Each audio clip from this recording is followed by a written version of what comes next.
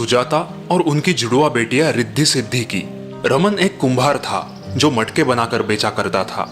उनके परिवार की अच्छी कट रही थी क्योंकि रमन के बनाए हुए मटके गांव वालों को बहुत पसंद आया करते थे। रमन दिन भर काम किया करता था और सुजाता उसे मदद किया करती थी।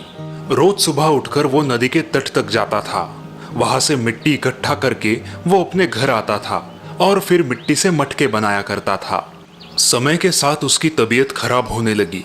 उसने बिस्तर पकड़ लिया और फिर कुछ ही दिनों में वो चल बसा। हे भगवान, अब हमारा क्या होगा? घर का करता धरता ही चला गया। अब हम क्या करेंगे? तीनों पर मानो दुख का पहाड़ ही टूट पड़ा था। जो मटके रमन बना के गया था वही बेचकर उनका गुजर बसर चल रहा था, लेकिन जल्द ही वो सभी मटके खत्म हो गए। हम लोगों को तो ठीक से मटके बनाना भी नहीं आता। अब हम क्या करें? तुम दोनों को मटके बनाना नहीं आता, लेकिन मुझे आता है। तुम दोनों रोज नदी के तट से मिट्टी लाना और मैं मटके बनाऊंगी। भगवान की कृपा रही तो सब ठीक हो जाएगा। जिसने दुख दिए हैं वही उनको दूर भी करेगा। अगले दिन से रिद्धि सिद्धि मटके बनाने के लिए मिट्टी लाने लगी। सुजाता ने मटके बनाना शुरू कर दिया, लेकिन उसके मटके रमन जैसे नहीं थे, इसीलिए ज्यादातर ग्राहकों को वो पसंद नहीं आते थे। ये वाला मटका कैसे दिया? सिर्फ 5 सिक्कों का। बाप रे बाप, 5 सिक्के इसके लिए? इसका तो मुंह भी बहुत छोटा है। मैं सिर्फ 3 सिक्के दूंगी, देना है तो दो। घर चलाने के लिए सुजाता मटके कम दामों में भी बेच दिया करती थी। फिर एक दिन सुजाता भगवान जी से प्रार्थना करने लगी। भगवान जी, कुछ ऐसा कीजिए कि ग्राहकों को मेरे मटके पसंद आए। रिद्धि सिद्धि दोनों बड़ी हो रही है। 2-3 साल में उन दोनों की शादी भी करनी होगी। अगर ऐसे ही चलता रहा तो ये सब कैसे होगा? कृपा कीजिए, मेरी मदद कीजिए। अगले दिन जब सुजाता मटके बना रही थी तो वहां से महाराज का काफिला गुजर रहा था। अलग प्रकार के मटके देखकर महाराज रुक गए। प्रणाम महाराज। प्रणाम। कितने अनोखे मटके हैं ना, बिल्कुल अलग। क्या कीमत है इनकी? महाराज, एक मटके के 5 सिक्के। बस 5 सिक्के? जी महाराज। आप एक दिन में कितने मटके बनाती हो? कभी 4 और कभी 5। तो क्या आप हमें 10 दिनों में ऐसे 50 मटके बना के दे सकती हो? हाँ महाराज, क्यों नहीं। तो ठीक है, आप ऐसे 50 मटके बनाना शुरू कर दीजिए। हमें 50 मटके चाहिए 10 दिनों में, और हम एक मटके के 10 सिक्के देंगे। धन्यवाद महाराज। ये रहे 100 सिक्के, बाकी के 10 दिनों बाद।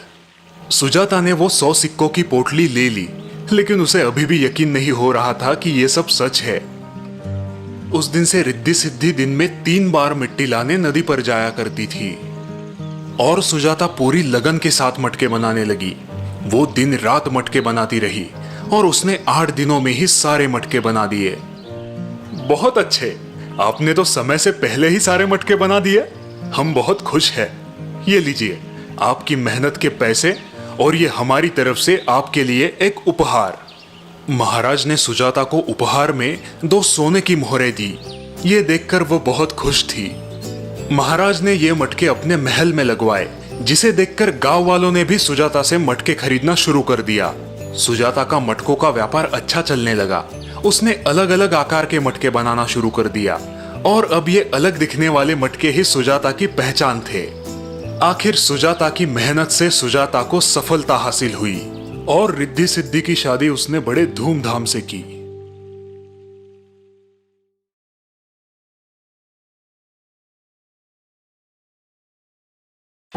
ये कहानी है झारखंड के पाकुड़ जिले की, जहां मुल्तानी मिट्टी के पहाड़ पाए जाते हैं। जयवीर सिंह एक व्यापारी था जो पाकुड़ से मुल्तानी मिट्टी इकट्ठी करके दूसरे बड़े शहरों में बेचा करता था। हर हफ्ते जयवीर सिंह अपनी बैलगाड़ियों पर मुल्तानी मिट्टी लाद दिया करता था। सहदेव, आज से तुम भी मेरे साथ व्यापार करने चलोगे। जयवीर अपने पोते को व्यापार सिखाने लगा। वो लोग अपनी मुल्तानी मिट्टी की बैलगाड़ियां लेकर पाकुड़ से रांची जा रहे थे। सहदेव, हम रांची पहुंचने से पहले धनबाद के बाजार में रुकेंगे। वहां जितनी हो सके उतनी मुल्तानी मिट्टी बेचेंगे और फिर रांची के बाजार में जाएंगे। ठीक है दादाजी। उनकी बैलगाड़ी धनबाद के बाजार पहुंची। वहां जयवीर सिंह ने एक व्यापारी को 10 बोरी मुल्तानी मिट्टी बेच दी। सहदेव, इन खाली बोरियों में हम यहाँ का काला नमक भर लेंगे और फिर इसे भी रांची में बेच देंगे। ठीक है दादाजी।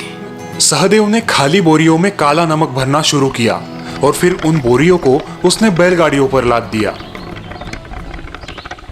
अच्छा ये बताओ, हमने बोरियों में काला नमक क्यों भरा? शायद इसकी रांची में मांग होगी। मांग इतनी तो नहीं है, लेकिन अगर हम बोरियां खाली ले जाए तो इस बैलगाड़ी का संतुलन बिगड़ जाएगा और इन्हें बेचकर जो कुछ भी मिल जाए वो हमारा मुनाफा ही तो होगा। समझ गया दादाजी।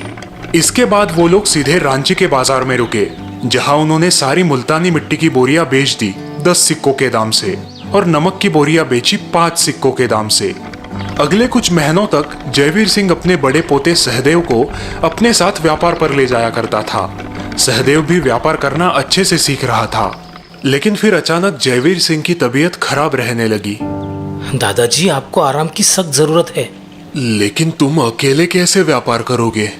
मैं अकेला कहाँ हूँ, छोटू है ना, और इस बहाने वो भी काम सीख जाएगा। चलो ठीक है, पर संभल कर जाना और जैसा सिखाया है वैसा ही करना। ठीक है दादाजी। अगली सुबह सहदेव और छोटू दोनों बैलगाड़ियों पर निकल पड़े। कुछ दूर चलकर छोटू, हम रांची के बाजार पहुंचने से पहले धनबाद के बाजार में रुकेंगे। और वो क्यों भैया? वहाँ जितनी हो सके उतनी मुल्तानी मिट्टी बेच देंगे। अच्छा। दोनों भाई धनबाद में रुके और उन्होंने वहां 12 बोरी मुल्तानी मिट्टी बेच दी। चलिए भैया, रांची चलते हैं।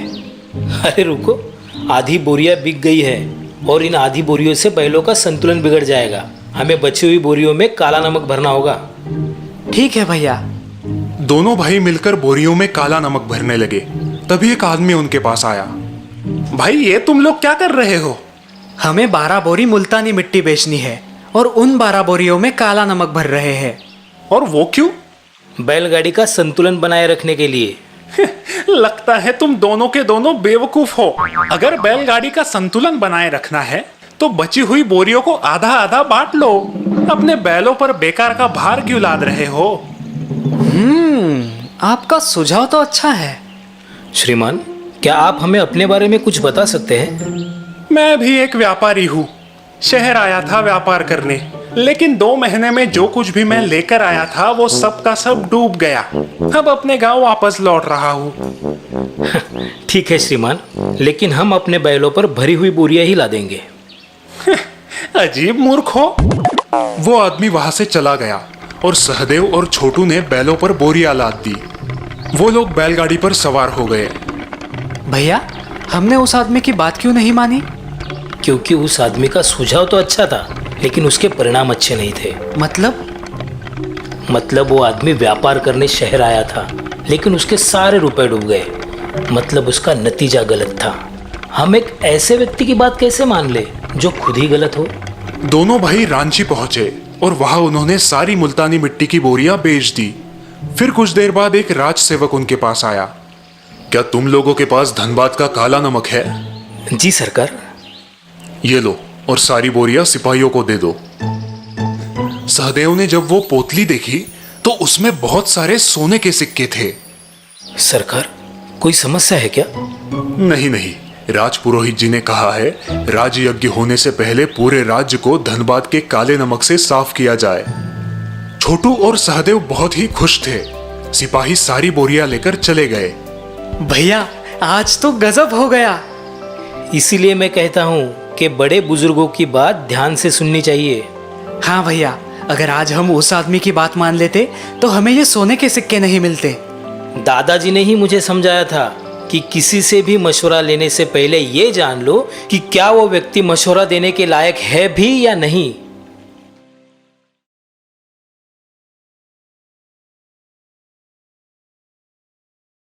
ये कहानी है रूपा की। रूपा के पति को गुजरे कई वर्ष हो चुके थे।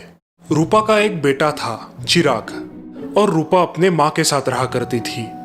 चिराग हमेशा अपनी नानी के पास ही रहा करता था और चिराग की नानी घर का सारा काम करते हुए उसके साथ बातें भी किया करती थी। नानी माँ, बाबा को क्या हुआ था? उनका एक्सीडेंट हुआ था बेटा। फिर उनका इलाज क्यों नहीं करवाया?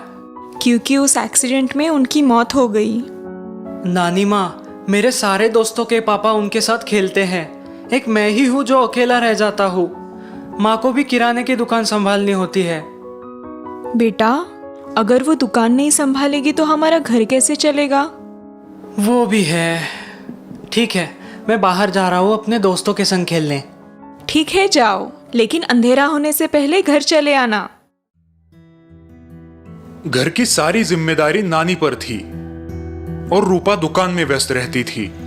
नानी माँ और रूपा के दिन भर व्यस्त होने के कारण स्कूल के बाद चिराग को दोस्तों के साथ खेलने के सिवाय कोई चारा नहीं था। ऐसे ही एक शाम चिराग खेलकर घर लौट आया। मेरे सारे दोस्त घर चले गए, मैं बोर हो चुका हूँ। तो तुम अपने माँ की मदद क्यों नहीं करते दुकान चलाने में? हाँ, ये अच्छा आइडिया है। चिराग दुकान पर पहुंचा। माँ। तुम यहाँ? हाँ, नानी माँ ने बोला है आपकी मदद करने के लिए। अच्छा है, आओ इधर। तुम यहाँ गल्ले पे बैठो और ग्राहकों से पैसे लो। ठीक है माँ।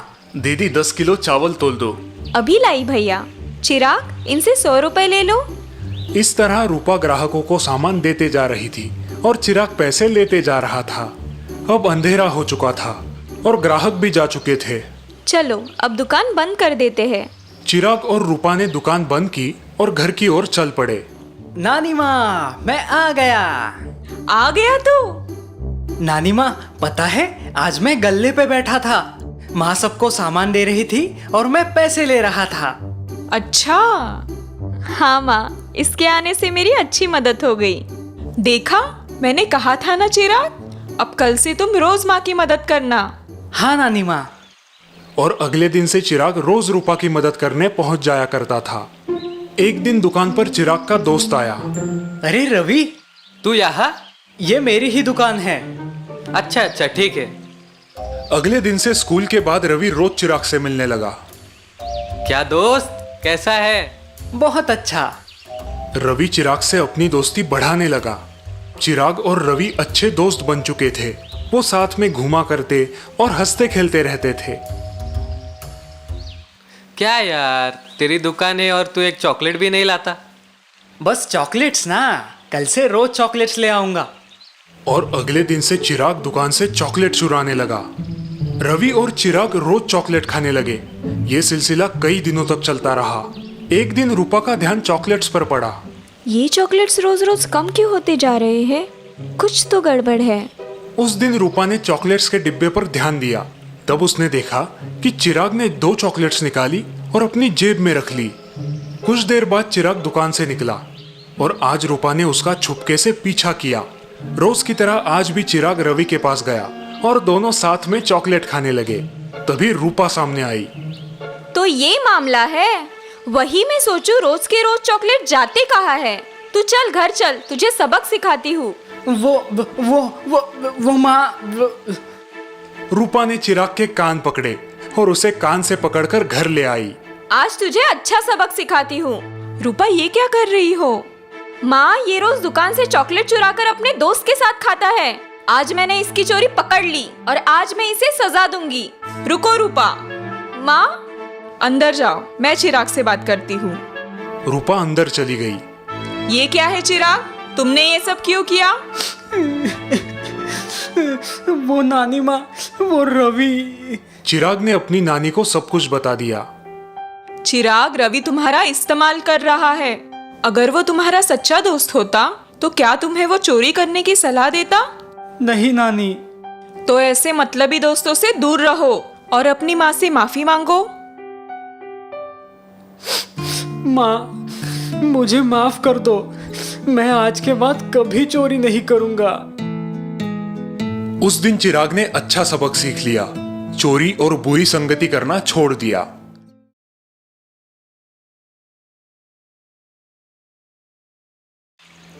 हिमालय की पर्वत शिखरों पे एक महान साधु रहा करते थे। वो बड़े ही ज्ञानी, तपस्वी और शांति प्रिय थे। उनके पास बहुत से विद्यार्थी शिक्षा के हेतु आया करते थे। एक बार उनके एक शिष्य ने उनसे पूछा, गुरुदेव, आप इतने महान हो तो आपके गुरु कितने महान होंगे? क्या आप आपके गुरु के बारे में कुछ बताना चाहेंगे? जिनसे आपने इतनी शिक्षा प्राप्त की है? हाँ, क्यों नहीं। मेरे जीवन में 3 गुरु आए जिनसे मैंने अनमोल ज्ञान की प्राप्ति की। 3 गुरु? हाँ, मेरा सबसे पहला गुरु एक चोर था। चोर? ये कैसे हो सकता है? आप मजाक कर रहे हैं। नहीं नहीं, मैं सच कह रहा हूँ। एक रात मैं किसी गांव से गुजर रहा था। रात काफी हो गई थी और मैं सोने के लिए कोई आसरा ढूंढ रहा था। तभी मेरी नजर एक आदमी पर पड़ी जो किसी घर की दीवार में सुरंग बनाने की कोशिश कर रहा था। महाशय, क्या यहाँ पे मुझे कहीं पे रात भर के लिए आसरा मिल सकता है? आसरा? हाँ हाँ, क्यों नहीं। आप मेरे साथ रह सकते हो, लेकिन ये जान लीजिए कि मैं एक चोर हूँ। जी कोई बात नहीं, मैं एक सन्यासी हूँ, मुझे इन बातों से कोई फर्क नहीं पड़ता। और फिर मैं उस चोर के साथ उसके घर रहने चला गया। कुछ दिन मैं उसकी झोपड़ी में उसके साथ रहा। वो चोर बड़ा ही खुश मिजाज था। कभी वो चोरी करने में सफल रहता तो कभी असफल, लेकिन असफल होने पर भी वो कभी भी दुखी ना होता। अपने झोपड़े में आके आसमान को ताकता हुआ सो जाता था। वो एक मस्त मौला आदमी था। अपने जीवन में कभी भी निराश ना होने की सीख मैंने उसी से ली है। मेरा दूसरा गुरु एक कुत्ता था। कुत्ता? हाँ, एक कुत्ता। उस कुत्ते को बड़ी प्यास लगी थी, लेकिन जब भी वो पानी पीने नदी के पास आता, पानी में पड़ी खुद की परछाई देखकर वो डर कर वहां से भाग जाता। लेकिन जब उसकी प्यास बहुत बढ़ गई, हिम्मत करके उसने उस नदी में छलांग लगा दी। छलांग लगाते ही परछाई गायब हो गई। लेकिन अब वो पानी में डूबने लगा। घबरा कर वो जोर जोर से अपने पैर चलाने लगा, जिससे वो पानी में तैरने लगा और नदी के उस पार पहुंच गया। उस दिन मैंने सीखा कि अपने डर से भागो मत, उसका सामना करना सीखो। मेरा तीसरा गुरु 10 साल का एक छोटा सा बच्चा था, जो हाथ में जलता हुआ दिया लेके अपने घर की तरफ जा रहा था। मैंने उस लड़के को रोका। मैं उस लड़के की थोड़ी परीक्षा लेना चाहता था। मैंने मजाक में ही उसे पूछा, बेटा, तुम जो ये दिया हाथ में लेके जा रहे हो, उसमें ये रोशनी कहाँ से आई है? उस लड़के ने मेरी तरफ देखा और फिर बड़ी गंभीरता से उसने उस दिए को बुझाकर मुझसे कहा, क्या आपने देखा कि ये रोशनी कहाँ चली गई है? ये जहाँ चली गई है वहीं से आई थी। मैंने उस बच्चे को प्रणाम किया। देखो बच्चों, ये निसर्ग, ये जीवन ही हमारा सच्चा गुरु है।